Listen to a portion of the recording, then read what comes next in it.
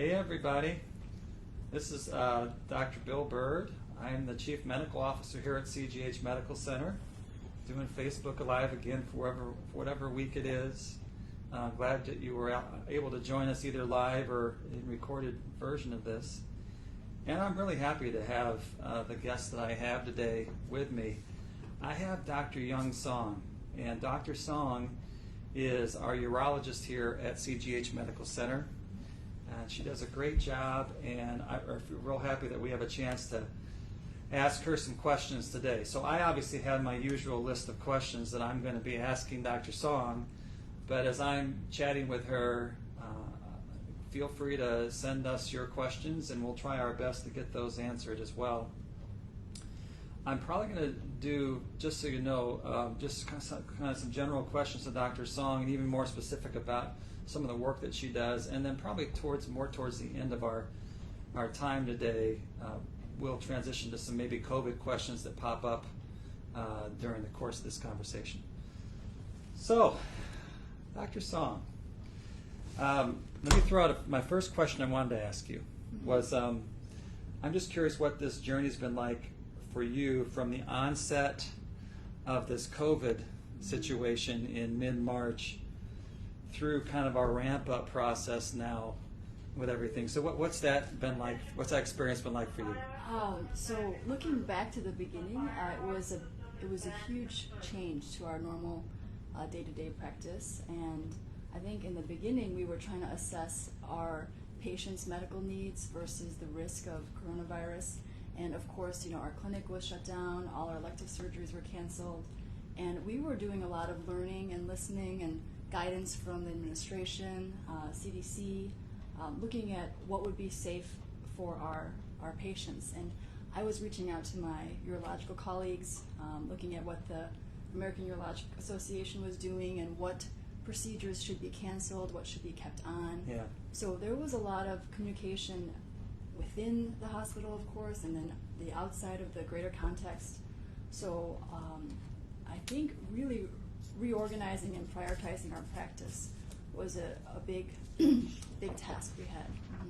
Yeah. Yeah. Oh, okay.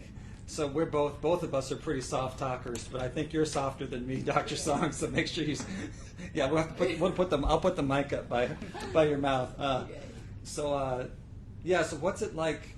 How are you feeling now, compared to when that you were talking about early on? How are you feeling now about everything? So now that we went from a complete shutdown to a complete revamp and open, our clinic's completely open now.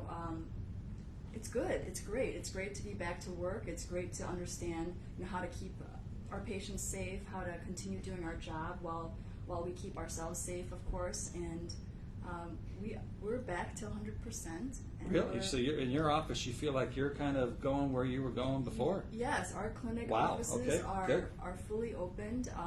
We're going to, our surgery schedule is full, so we're back to 100% as of this week. Okay. Mm-hmm. So I was going to ask you how things are ramping up in terms of your OR cases in your your office. So yeah. I'm going to move this a little bit more towards you too. What would you say like the backlog is for people that need to have surgeries with you? What's that backlog like right now? Right now we are scheduling out to at least 3 months. Oh, really? Yes. Okay. So we are doing our best to get through it. We're catching up, and let's see, it's June, so yes, I think about that.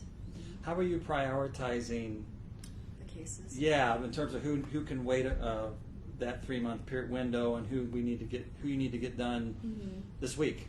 Well, during the coronavirus basically shutdown, we were still doing our urgent and emergent cases. Okay. So our bladder cancer patients, our urgent stone cases.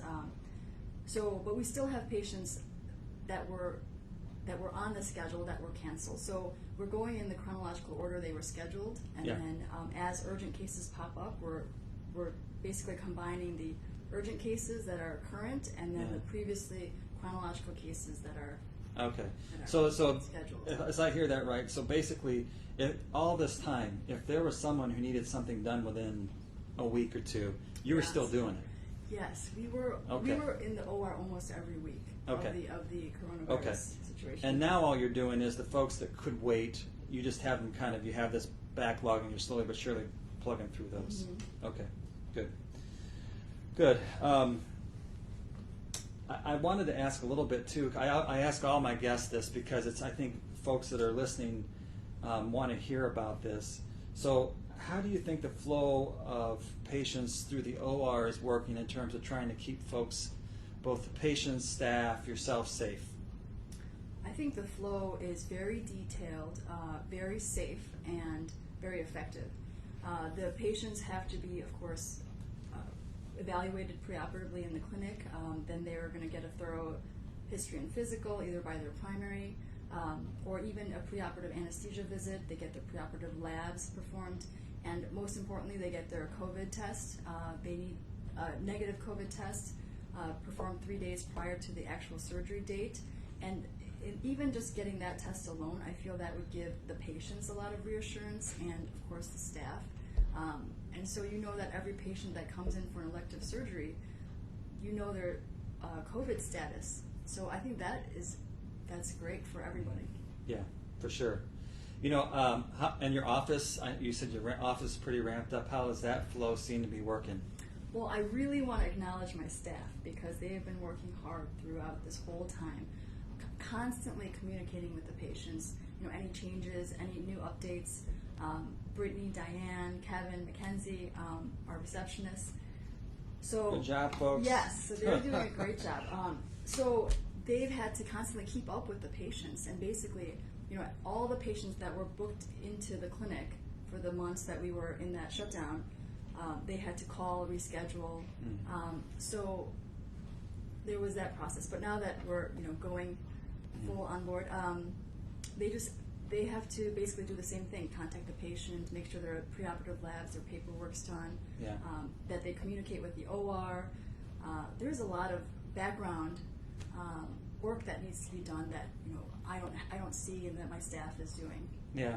You know, I happened to be up in Dr. Song's area this morning, just kind of walking around and saying hi to folks, and I was impressed with how they have things laid out, and even in the lobby, and they have a really big lobby there, so that's nice too, just because there's a lot of space there. But I didn't realize what they're doing, but I saw these little tags on the seats. Have you seen Yes, that? yes. Yeah, talk about that. Well, we have like a clean side and a dirty side, and basically every room that gets that we use gets marked whether it's clean or dirty, and so we know that that room is completely sanitized before the next patient comes in. We know that the receptionists are doing a great job by sanitizing the chairs. They're doing the same thing in the lobby. So if a patient sits on a chair and when they get up, it becomes dirty until a receptionist can get there and wipe. They were wiping them off this morning, and yes, yeah. So yeah, I was impressed by just some of that kind of really. There's a lot of details that have to happen for that to occur, and I think your team has done a really good job of, and across the clinics have done a really nice job of getting that figured out. Yes, and of course the patients are coming in and they're doing their part. They're wearing their mask, and of course all of us are wearing a mask as well. Yeah. That certainly cuts down on. Yeah. So I've asked you this question about everyone who I chat with here too. So like, do you have any concerns about asking your patients to come to have surgery or to come to your office for a visit from a safety standpoint? No, I don't have any concerns at all. I think that everyone that comes here should feel safe, that the surroundings are safe, that the staff is taking precautions. I think the concerns would be persons that were avoiding the hospital, you know, because they were concerned about the coronavirus and holding back on coming in to be evaluated. I think those are my concerns now. Tell me about that. What happens when folks wait? What are you most concerned about? Well, in terms of urologically, we've seen a lot of patients in urinary retention, where, you know, gradually symptoms evolve and escalate in a way that they try to urinate and they cannot urinate, and basically they come into the emergency room in urinary retention, or maybe they're dealing with a kidney stone and they've had some flank pain that they haven't addressed. So But I've heard from other departments things like people have been having MIs and they were afraid that they were going to get the coronavirus. Heart attacks. Right, heart attacks. I mean, Yeah. that is actually, that's Yeah. concerning that people Right. would be not addressing their own medical needs because of the concern for Yeah, those things coronavirus. become way more concerning than the concerns about the Yes. virus and spreading the virus and those type of Yes. things. Mhm. Yeah. And by the way, I was in talking to the pediatrics department today too, because one of the things that that across the country, across the world, is kids aren't getting their immunizations. Right. And I was talking to our one of our pediatricians, Dr. Hart, and she was like, "Yeah, we feel really good because we have by and large been really on top of that here." So I mean, That's great. yeah. So okay, so I want to chat about those things, but I also kind of just, since I have you here, ask you some non-COVID related kind of things. So I guess the first question that I wanted to ask you about was, what can you share with the folks that are listening and me, what led you to a career in medicine, and then the specialty of urology? Okay, so I went to undergrad at Boston College, and I met a friend, my first friend there at You had a friend? orientation. Good. I did, and she was actually in the pre-med program, and at the time I was filling out my schedule, and she said to me, "You should do pre-med," and I thought, What were you going to be doing? I was going to do liberal arts. You know, I was going to do like philosophy, Okay. maybe. I ended up being a psychology major, so I thought it was a more liberal arts situation. And then she told me, so she put the seed in my head, and I thought, oh well, I had thought about medicine, but I wasn't committed to it. And then I went home and I showed my dad my schedule. Yeah. And he was concerned. He was, what is this philosophy? What's this? So he said, you should go into business and you should be an accountant. And so from that, I felt, oh no, that's not my. I said, let me look into I don't this think medicine. you. No, I know yeah. you well enough. That wouldn't be no. So from that, I really looked at medicine, and I thought that would be a great option. I would love to be able to use science to have a career in that. And then when I was in medical school, in your third year, you have to pick your elective rotations, and I had general surgery and I had an elective surgery rotation. Where'd you do medical school, by the way? I went to Midwestern University. Okay. Mhm. Okay. And our rotations were at Cook County Hospital, and I was scheduled to do orthopedic as my elective surgery. Okay. And you see my arms. I'm not going to be an orthopedic surgeon. You have to lift heavy tools and I don't know. heavy. You're skinny, but you're strong. I am strong, but I'm not going to lift large, legs, etc. Right, So right. I said, is there another elective besides orthopedic available for this month? And so the counselor said, oh, urology is available at Cook County. And I said, oh, give me that. I thought I was going to do primary care. I thought I was going to be Yeah. primary care, and then I did urology, and I was amazed at all the things that they did. I was really intrigued with just the whole cystoscopy and stones, and we were doing a nephrectomy. Which is taking out a kidney. Yes, there was a very large mass on this patient's kidney. It was an open kidney surgery. This huge tumor on this kidney came out. It was probably like this big, and I was just awed at the whole procedure. So I have really enjoyed urology ever since. Okay. All right. Good to know. Yeah, I've learned something new. And I wanted to. So speaking of urology, can you kind of just you've been talking about some of these, but what kind of urological things do you take care of here at CGH? So any genitourinary tract organ system is taken care of by the urologist. That's everything from the adrenal glands to the kidney, the ureters, the bladder, then there's the prostate, and then the urethra.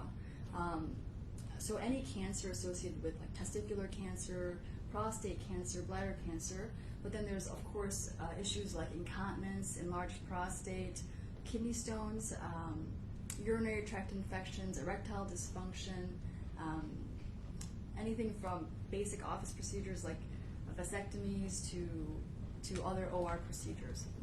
Okay. Yeah, a lot of stuff. Yes, overactive bladder, that's a very large category. Yeah.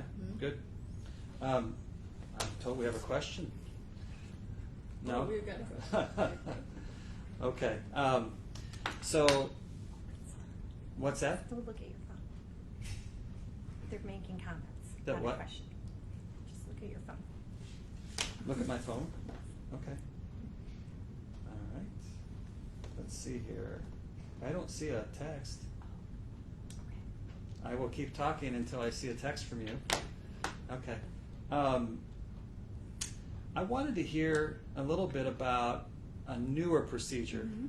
that you're doing, and it's for men who have enlarged prostates.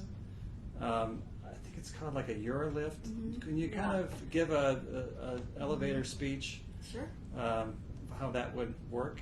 Sure. So any man over the age of 50, very commonly the prostate gets enlarged and they start to develop symptoms of urgency, frequency, difficulty urinating, straining, having to wake up at nighttime to urinate. All these issues come about because the prostate is squeezing in on that urethra.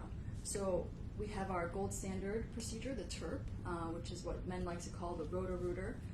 But we also have very minimally invasive procedures such as like the Urolift. The Urolift system is a procedure that helps to pull and open up the prostate tissue so that you can have a better urinary flow. This is a procedure that's done without any cutting, without any heating of the prostate tissue, or even any removal of the prostate tissue. So it's a very minimally invasive procedure with a very short recovery. Okay. So do you think that'll become what guys have done now? Or is Well- it going to be just a certain segment of them?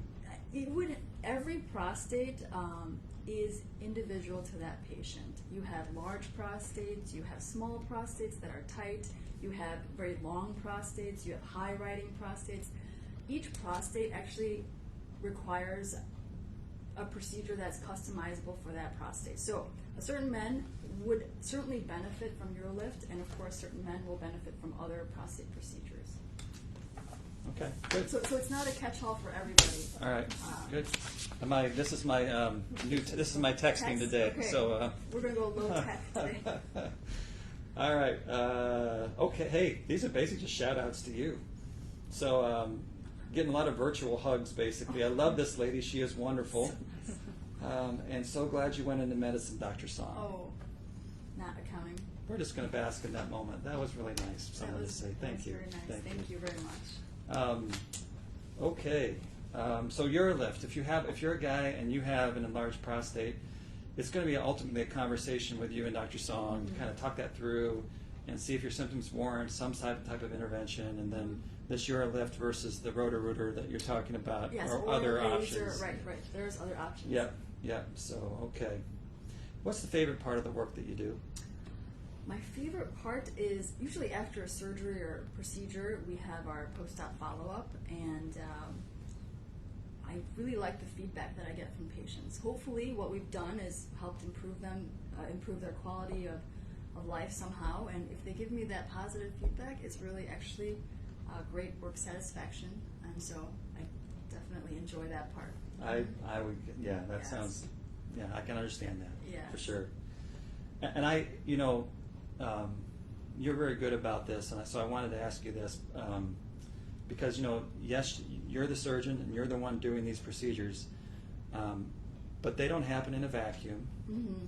There's a team of people Yeah. that have to kind of all Absolutely. come in to make sure that Yes. everything goes out. And I just wrote in my mind some things that happen: your office staff, registration here at the hospital, what we call ASU, or before the surgery happens in the OR area, the OR team, the PACU, which is after you've had the surgery, folks, Yes.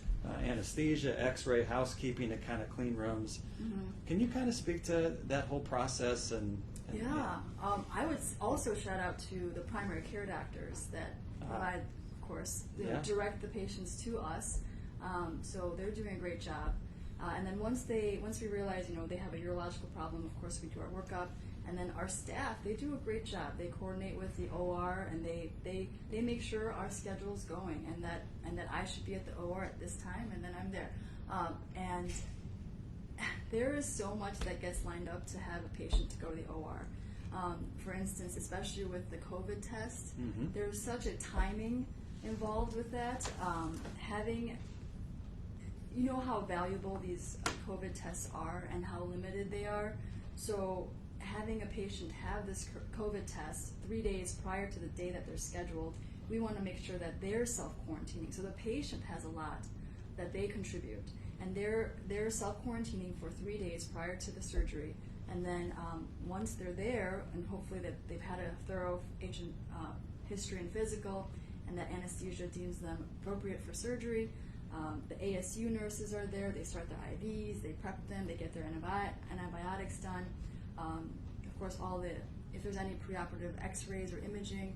You know, the radiology department is so busy right now, of course, and so they're doing their best to catch up and get all the imaging in line for preparations for the surgery. And of course, we use X-ray during the surgery as well. So the radiology department is doing a great job. And then once we're in the surgery, we've got anesthesia, we've got our OR nurses. Our OR nurses are doing a really great job, working hard. And after that, we've got our ASU nurses, and then we've got our ASU nurses, the PACU nurses, and then the ASU nurses. So the whole thing, I mean, every person in line in that process, especially housekeeping too, getting each room ready after turning over after every case. Our housekeeping staff is so vital. I mean, if you take one factor out of that, it's like a Jenga. You're gonna just topple over the whole procedure. Everyone is so important in this whole process. So, so I think, especially during this whole time when we had this void of patients, and I think everyone was reevaluating what was important, and who obviously all of us contributing as a team is so important to taking care of our patients. Yeah, good. Well said. Well said. Yeah. All right. One last question. Okay. What's your favorite surgery and why? Okay, my favorite surgery is any stone surgery. So when you think of kidney stones, there's actually a lot of different factors. There's the kidney stone size, there's the density of the stone, there's the location of the stone, which side, how much stone is there just one, is there one down here? So there's so much that goes into a stone surgery in terms of how to handle the stone, what procedure you're going to pick for that patient. And so I really enjoy like the scopes that we use, the lasers that we use to break the stones up. There's tiny little baskets that retract the stones, and then there's X-ray that we use and stents. So the whole process itself, I love every stone case. I could do stones all day. There you go.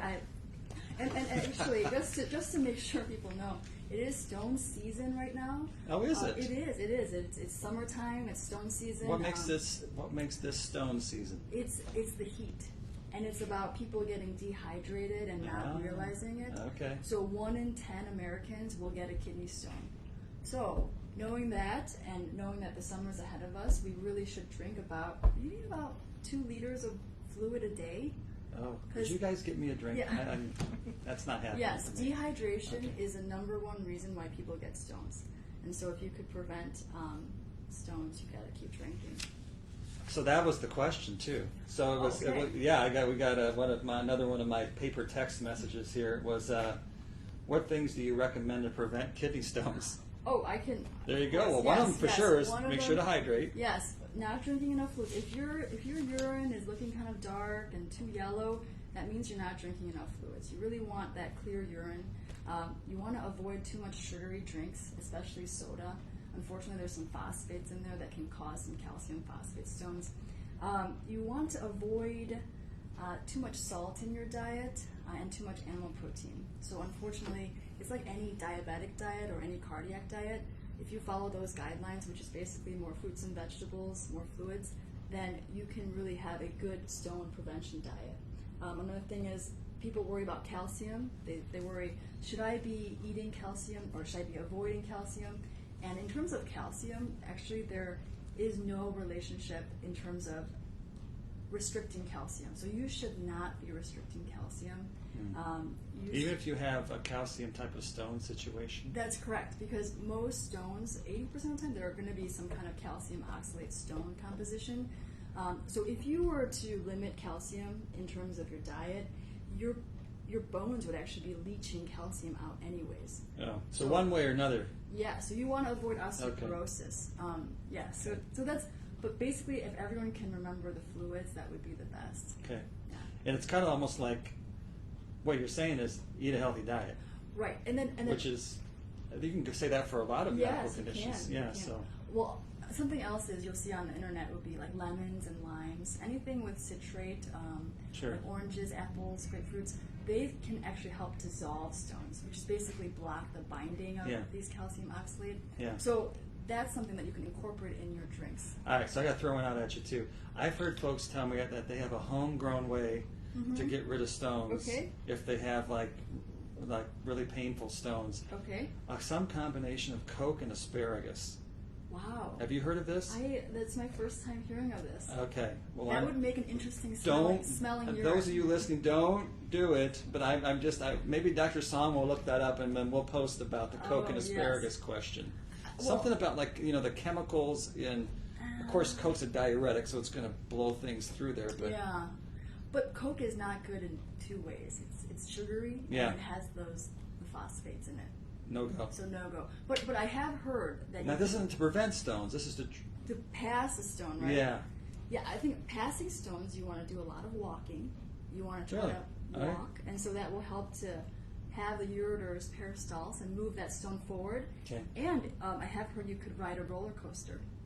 There's been a study Okay. that showed a roller coaster riding can actually increase your. I'm not sure any roller coasters are open right now. Oh, okay. So yes, it wouldn't be good. Well, it wouldn't be good. once we're to pass phase 5 or whatever that is, then Yeah. go ride a roller coaster. Yeah, walking and flu is basically to try to pass a stone. Perfect. Mm-hmm. Okay. Well, so I think that.